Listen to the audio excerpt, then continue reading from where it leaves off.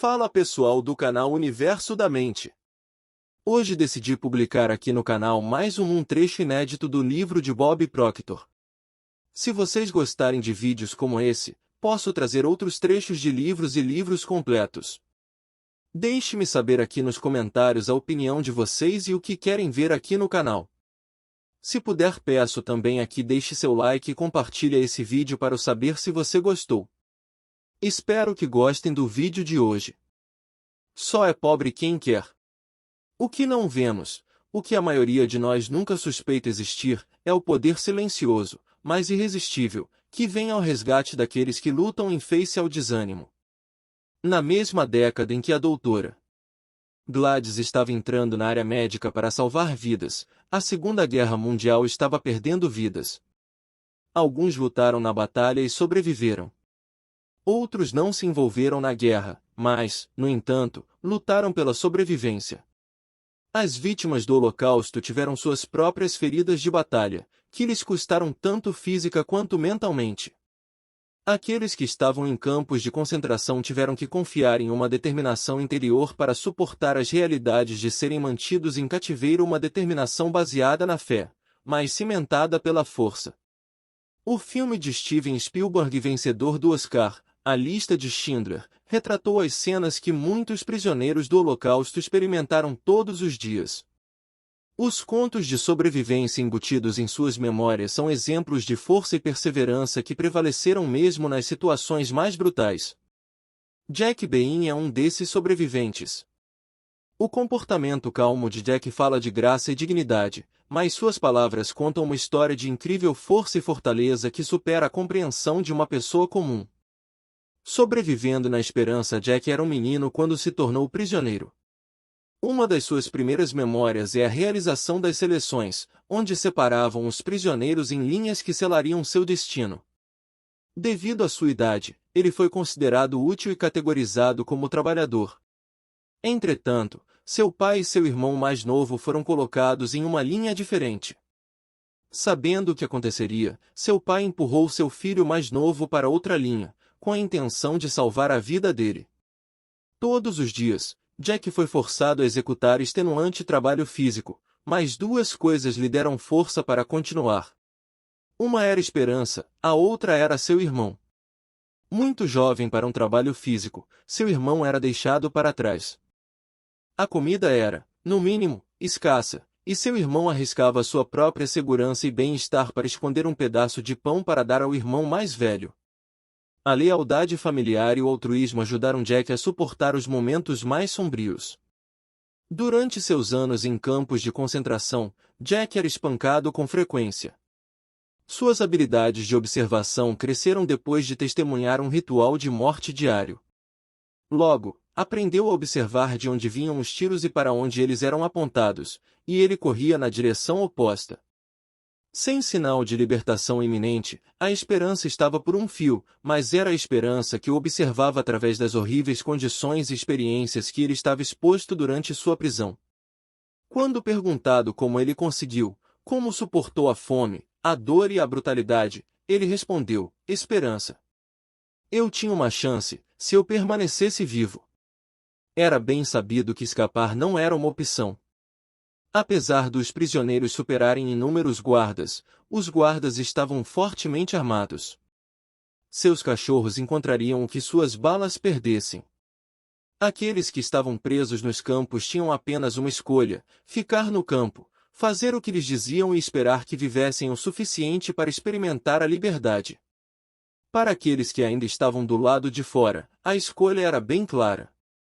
A única maneira de evitar a prisão ou a morte, a única maneira de sobreviver, era se esconder. Tal foi o caso da esposa de Jack, Adele, que tinha apenas 5 anos quando se tornou o que ficou conhecido como uma criança escondida. Um dia, sem aviso prévio, Adele foi enviada para viver com um dos clientes de seu pai. Depois que seus avós foram tirados da casa e empurrados para os caminhões, seu pai a levou para outra família, para mantê-la segura. Originalmente, eles foram convidados a mantê-la por alguns meses. Aqueles meses se tornaram 3 anos. Uma igreja encontrou outra casa para seu irmão. Como muitos judeus, eles permaneceram escondidos.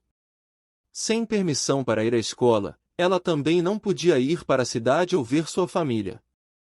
Durante as buscas domiciliares, ela subiu e ficou escondida entre as tábuas da casa, tremendo de medo, embora fosse apenas uma criança, plenamente consciente de que, se alguém soubesse que ela era judia, ela seria morta. Naturalmente, Adele perdeu os pais e a família. No início, passou muitas noites chorando. No entanto, ela estava ciente de que, quando estava escondida, não podia chorar ou emitir qualquer som. Como os prisioneiros em campos de concentração, sabia que sua sobrevivência exigia que aceitasse suas condições. Experiências traumáticas deixam cicatrizes emocionais. Essas cicatrizes se revelaram quando Adele conseguiu retornar à sociedade, à família e à escola. Após a guerra, ela era a única criança judia na escola e uma criança de 8 anos que acabará de entrar no jardim de infância. Para ajudá-la a se ajustar, seus pais a colocaram no sistema escolar Montessori, mas ainda assim ela se sentia como uma pessoa inferior aos outros. Ela era acanhada e tímida, com medo de que os outros não gostassem dela por ser judia, compreensível dadas as circunstâncias do início de sua vida. Esta insegurança e o complexo de inferioridade levaram tempo para serem superados. Sentir-se menos não é fácil, mas ela aconselha outros que sofrem dos mesmos sentimentos para serem mais fortes e se amarem. Depois de muitas décadas, Adele entende que o trauma nos torna mais fortes, o que faz com que ela aprecie o que tem. Ao longo dos anos, ela e seu marido compartilharam suas experiências individuais de sobrevivência com seus filhos. Tem sido o objetivo deles proporcionar aos filhos uma vida mais feliz do que eles tiveram. Esse objetivo foi concluído. Os sobreviventes do Holocausto podem nos dar uma lição de esperança. Não havia nenhum fim à vista, nenhuma data marcada no calendário que significaria o fim de ser mantido em cativeiro. A libertação não era certa. Era apenas um desejo, a única coisa que fazia continuar mais uma hora, mais um dia, semana, mês e ano. Continue cavando. É provável que nenhum de nós terá que suportar o tipo de provas inimagináveis que Jack e Adele enfrentaram em suas juventudes. Mas todos nós atravessamos momentos difíceis, quando somos tentados a aceitar a derrota e devemos cavar fundo para encontrar a força interior. É fácil perder a esperança em tempos difíceis. Quando o sucesso não é uma certeza, às vezes não podemos ver além dos nossos desafios imediatos e imaginar a possibilidade de que nosso objetivo, nosso sonho, possa realmente existir. Muitas pessoas nunca experimentaram o sucesso simplesmente porque desistiram muito cedo. Na verdade, a maioria dos aspirantes empresários que desistiram faz isso quando está mais perto de atravessar seu sucesso do que nunca. Eles apenas não sabem disso. Durante a histórica corrida pelo ouro americano de 1849, milhares de futuros mineiros viajaram a São Francisco para reivindicar sua participação na fortuna que foi enterrada sob o solo que mais tarde se tornaria o estado da Califórnia. Como em quase todo esforço que vale a pena, o sucesso não era uma certeza e exigia trabalho árduo e paciência. Os Fort Miners, garimpeiros, como eram chamados, descobriram que a mineração não era fácil. O trabalho era enfadonho, difícil e muitas vezes perigoso. Com uma picareta e pá, eles cavavam o solo sob o sol da Califórnia, do amanhecer até o anoitecer. O seu único incentivo e motivação era a esperança. Não era segredo que levaria tempo. Nenhum dos mineiros pensou que iria achar ouro na primeira tentativa. Mas poucos estavam preparados para o fato de que seus esforços levariam meses ou mais. Centímetro por centímetro, o trabalho era cansativo, sem recompensa ou pagamento.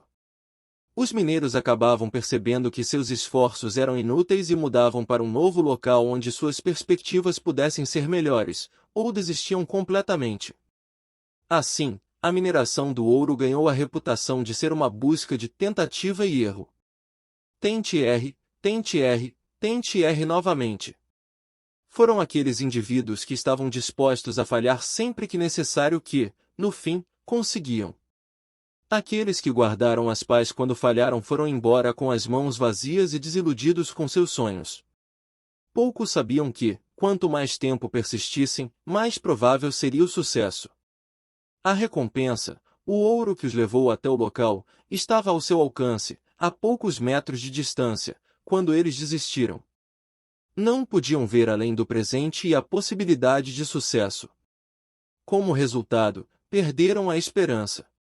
Lembre-se do que Jack disse sobre a esperança, permitindo-lhe sobreviver aos campos de concentração. Eu tinha uma chance, se eu permanecesse vivo. Os mineiros tinham uma chance, mas apenas se não abandonassem a esperança. O mesmo princípio se aplica a qualquer esforço que você realize. O momento em que o sucesso parece impossível é precisamente quando você precisa encontrar a determinação interna, a força e a fortaleza para continuar, pois é neste momento que você está mais perto possível do sucesso. Só porque você não pode ver a libertação ao virar a esquina, isso não significa que não vai acontecer. Só porque você ainda não atingiu o ouro não significa que ele não está lá. Com apenas um pouco mais de escavação, você vai encontrá-lo. Mas primeiro você deve desenterrar a força para continuar tentando. Você tem uma chance, mas apenas se você mantiver seus sonhos vivos. A força mental e emocional para superar desafios e obstáculos é um pré-requisito para o sucesso. Sempre haverá desafios e obstáculos. No final, essas coisas terão menos impacto em seu sucesso do que sua força para superá-las. Quando você substitui a dúvida e o desapontamento pela perseverança, força e fortaleza, você encontrará uma maneira de transformar seus pensamentos, ideias e objetivos em realidade. Como Napoleão Hill disse, pensamentos misturados com determinação de propósito, persistência e um desejo ardente são coisas poderosas. Falhando para ter êxito. A oportunidade muitas vezes vem disfarçada sob a forma de infortúnio ou derrota temporária. Napoleão Hill. Sem dúvida, o medo do fracasso pode transcender a realidade.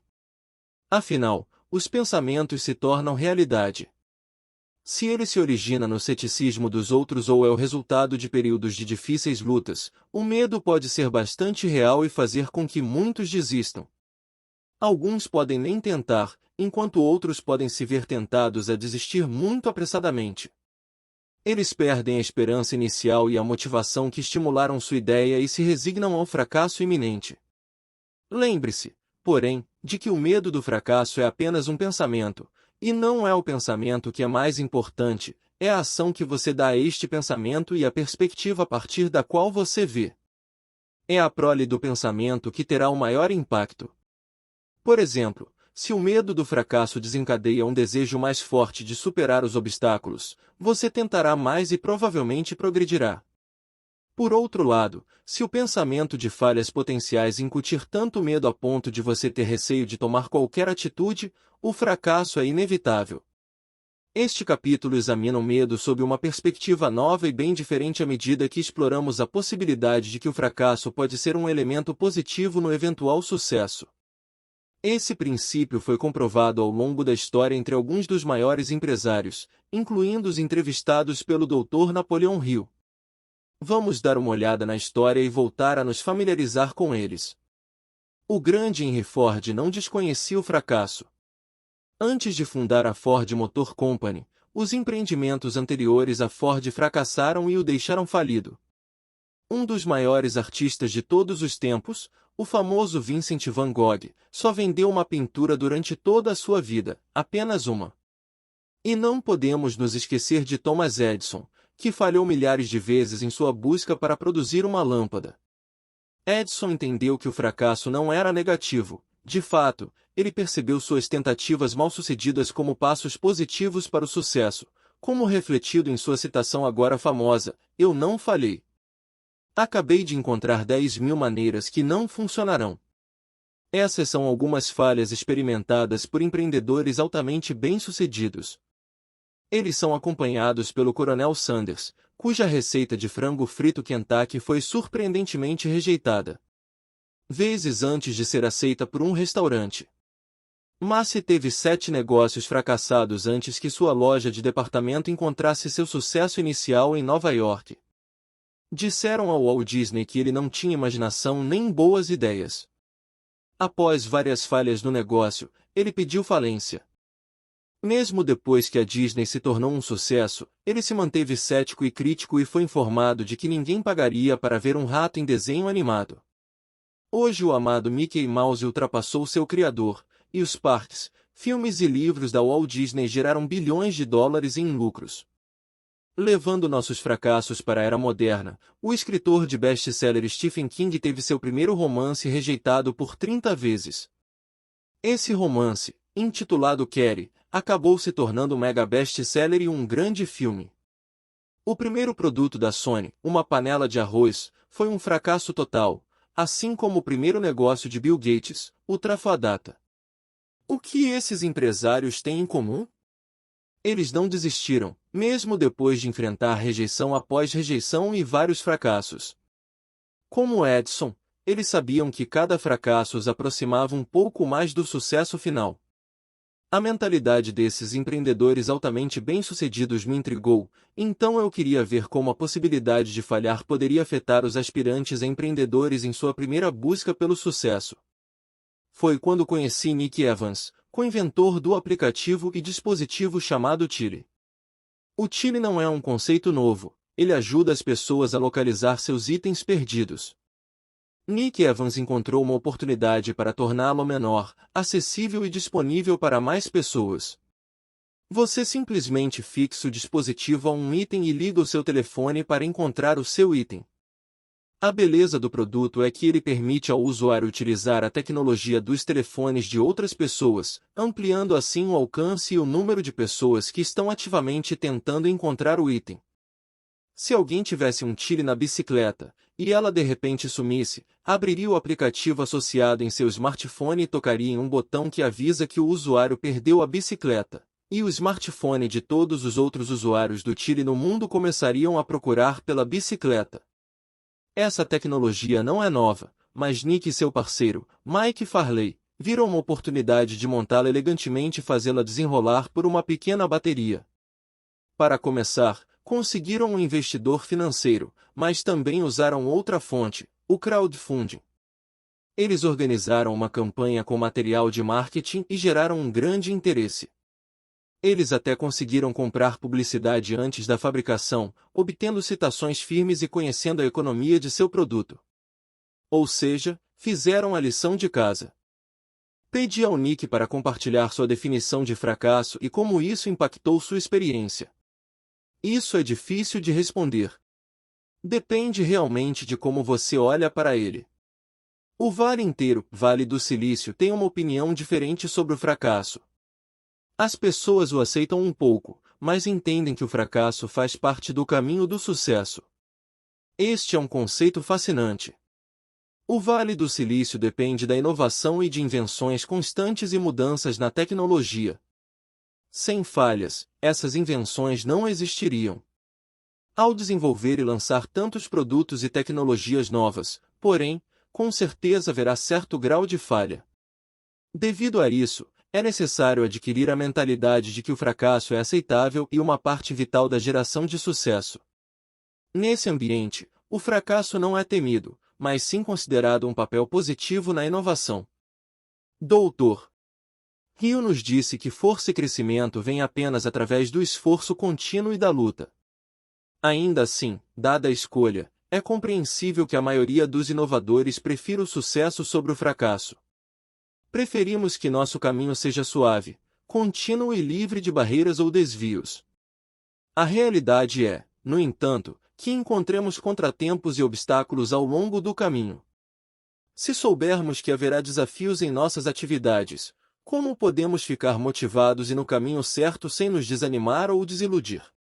Nick Evans oferece este conselho: considere as lições que aprendeu e tente novamente. É difícil de fazer isso às vezes. É especialmente difícil de fazer por causa da pressão externa, por causa de seus próprios pensamentos em torno do fracasso. Se você está envergonhado de dizer às pessoas que você vai tentar fazer isso e então você não consegue, e agora você tem que enfrentar isso, é natural pensar que você precisa parar de se esforçar tanto e se colocar lá ou que talvez você precise ser um pouco mais conservador e obter um emprego normal. Nem todo mundo pode entrar na sua onda e achar a sua ideia convincente. Nick admite que as pessoas pensavam que ele e seu parceiro estavam loucos, mas eles provaram que elas estavam erradas. Você realmente precisa acreditar em si mesmo. Precisa entender que mesmo se você falhar, ainda está tudo bem. Como os criadores do Chile viram coisas novas no mercado que tornaram a ideia existente melhor e viável, eles conseguiram aproveitar um mercado enorme. Ao adicionar a tecnologia de pesquisa compartilhada, eles criaram um componente adicional em seu aplicativo que poderia progredir em outros. Ou seja, sua invenção pode se tornar um modelo que é usado por outros em seus produtos. Isso nos leva a outro medo, o medo de que expor nossas ideias ao público possa resultar em roubo, empréstimo ou cópia. É uma possibilidade, mas de acordo com nosso empreendedor, isso deve motivar, não nos impedir de buscar nossa visão. Este é um indicador de que você está fazendo algo certo, que é quando as pessoas estão começando a seguir o seu caminho. Chile é um novo produto que está gozando de enorme sucesso, embora seus criadores tivessem pouca ou nenhuma experiência em administrar um negócio. Eles não estavam cientes dos obstáculos potenciais que poderiam encontrar, portanto, seu fator de medo era muito baixo. O que eles tinham, no lugar do medo, era uma visão e uma forte crença nela, mesmo que sua. Os dois não estão sozinhos. Outros também criaram sucesso com base em produtos ou serviços existentes e o fizeram porque acreditaram em sua visão. Um fator que contribui para o sucesso deles é a confiança, em si mesmos e em sua ideia. Sem confiança, eles teriam sido mais propensos a ouvir críticos que achavam sua ideia muito arriscada e ofereciam conselhos bem-intencionados para não deixar seus empregos diários. Os jogadores da NFL Super Bowl, Liga de Futebol Americano, Jacob Jones e Thomas Smith sequer foram recrutados por uma faculdade. Eles conseguiram suas oportunidades como reservas. Eles estavam dispostos a ter uma chance porque eles acreditaram em seus potenciais. São empreendedores como esses que acabam transformando suas ideias em realidade, pessoas que estão dispostas a correr riscos, enfrentam rejeições potenciais e impõem essas rejeições. O medo é uma parte natural do processo de obtenção do sucesso. Para superar o medo, você pode ter que fazer um esforço consciente e saber de sua presença e impacto potencial em seu objetivo. Sobretudo, você precisa ver seus medos como sinais saudáveis e transformar a falha em oportunidade. A próxima vez que o medo ameaçar interromper sua visão, faça estas perguntas a si mesmo: do que estou com medo? Você tem medo de críticas, rejeições ou fracasso? Identifique a origem do seu medo e provavelmente verá que você pode lidar com rejeição, crítica ou fracasso. Qual é a pior coisa que pode acontecer? Seus medos são imaginários, e mesmo se eles aparecerem, sua imaginação provavelmente os transforma em algo maior do que eles realmente são. Como posso usar o meu medo de forma saudável? Como nosso empreendedor, você pode usar o medo de uma maneira positiva, vendo isso como um sinal de que você está inserido em algo grande. Deixe-o motivá-lo em direção ao seu objetivo. E se você experimentar um fracasso na busca por seus objetivos? Primeiro, perceba que você não está sozinho. Na verdade, você está em muito boa companhia. Os maiores líderes empreendedores de todos os tempos falharam. O que os distingue é que eles aprenderam a aplicar cada falha no seu sucesso futuro.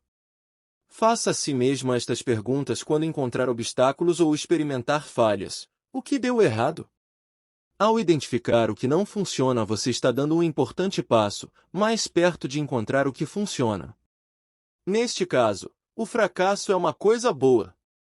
Como posso corrigir o meu percurso e alcançar meu objetivo? Use uma lição dos navegadores profissionais. Quando um piloto encontra turbulência, ele não volta. Quando um capitão navega em mares tempestuosos, ele permanece em curso. Eles percebem que esta é uma situação temporária e eles devem manter seu destino. Retornar ou abandonar o navio não é uma opção. Como posso usar esta experiência de forma positiva? Muitas vezes, os obstáculos e as falhas nos fornecem respostas e soluções que irão revelar onde precisamos ir e o que precisamos fazer para superá-las. Deixe-os motivá-lo enquanto você percebe que eles o aproximaram do sucesso que deseja alcançar. Encontre a oportunidade na experiência para transformá-la em positiva, e você estará mais motivado e inspirado do que nunca ao fazer de suas ideias a realidade que elas podem e devem ser. Espero que tenham gostado do vídeo, pessoal. Um recado final. Se você quiser receber gratuitamente esse e outros livro-áudios aqui do canal Universo da Mente, basta você fazer parte do meu canal. E se você está gostando dos vídeos dublados aqui do Universo da Mente, curta, compartilhe e inscreva-se, ajude a continuar dublando vídeo de outros mestres internacionais, e postando também livros edificantes completos. Fique com Deus, um abraço.